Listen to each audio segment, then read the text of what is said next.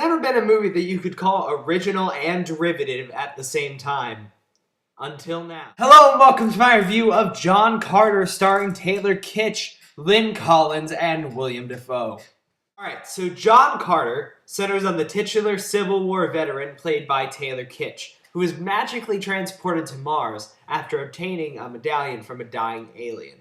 He then finds himself in the middle of a conflict between two warring factions over the land and ends up pretty much siding with this alien race caught in the middle called the Tharks. So John Carter is a film that's expected to be one of the biggest box office flops of all time. At a reported budget of about $250 million, it's expected to make around $60 domestically.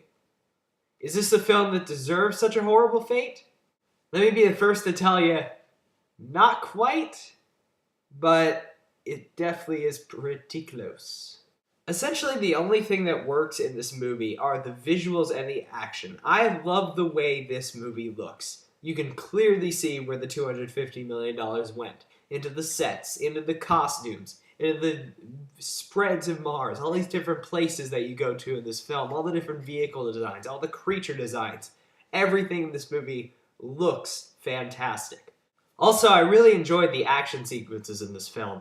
Once you find out that Taylor Kitsch has landed on Mars, you also find out that he's been endowed with these superpowers because of his body mass that allows him to jump really far and have superhuman agility and all that stuff. And the movie takes great advantage of this in the action sequences. There's dogfights here, there's sword fights here, there's everything you can want in kind of a serial adventure film. Stanton, who's the director, who I'll get to in a second, Andrew Stanton, films all the action sequences very, very well. There's some pretty innovative action shots in the film, and for the most part, the film is good in the action department. Unfortunately, even this part of the movie is flawed, because the most impressive action sequence in the film happens toward the beginning, and it involves sort of a dogfight and a ground fight going on at the same time. The rest of the action's okay, but it blows its wad certainly in the beginning. But with that out of the way, let's talk about why this film is not going to do very well. First of all, our leading man, Taylor Kitsch, is simply not up to the task here. I'm sorry to say this, I really am, because I thought he was one of the few good things in X-Men Origins Wolverine. However, this guy is simply not an actor. Every line not only has this like kinda down low monotone, everything is said like this. He's got this thing where he just seems to be acting like he's acting. Like, he's so fake, he's so artificial, everything he says comes out as wooden, every single line, even when he's supposed to be pumping up people or expressing some emotional vulnerability, it just all seems very, very wooden. And for a movie that relies entirely on its leading man, because it's called John Carter, when the character is not interesting and when the character acts cliche, that derails most of the film. However, I do have to say it wasn't all bad, because while some of his attempts at emotional vulnerability were pathetic, there were a couple times where he managed to get some genuine emotion out of his acting. The rest of the cast, which is full of great actors, from William Dafoe to Thomas Hayden Church to Bryan Cranston to Mark Strong, are all just trying their best with what is purely a very hammy script.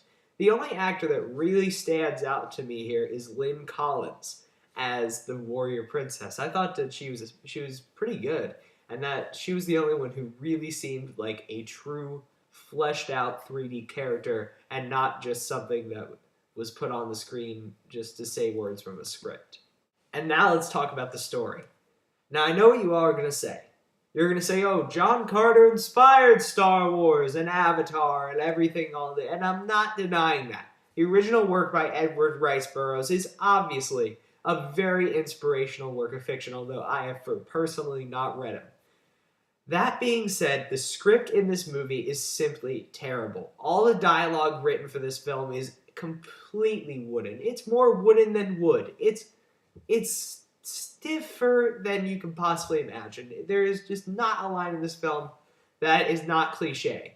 Not to mention the storytelling is bad. The film is confusing. You never quite 100% know what's going on with all the different factions and all the different people involved.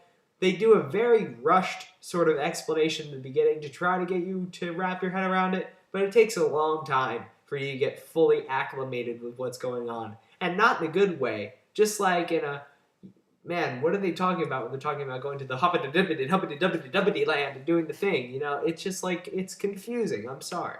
And also, while the film does have a decent amount of action, I hate to say it, but it just feels very slow-paced because you just don't give a damn about anything going on in it. And the final insult, right as it starts to get good, right as it starts to ramp up, they go, "Whoa, we're making a sequel!"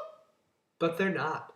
Overall, guys, I gotta say John Carter is a disappointment. It's got some good qualities, but unfortunately, Andrew Stanton, director of WALL-E and Finding Nemo, failed in his goal to bridge the gap between the sci-fi movies that we know and love and the story that inspired them. I'm gonna give John Carter 2 stars out of 4. It's occasionally good, but not very often.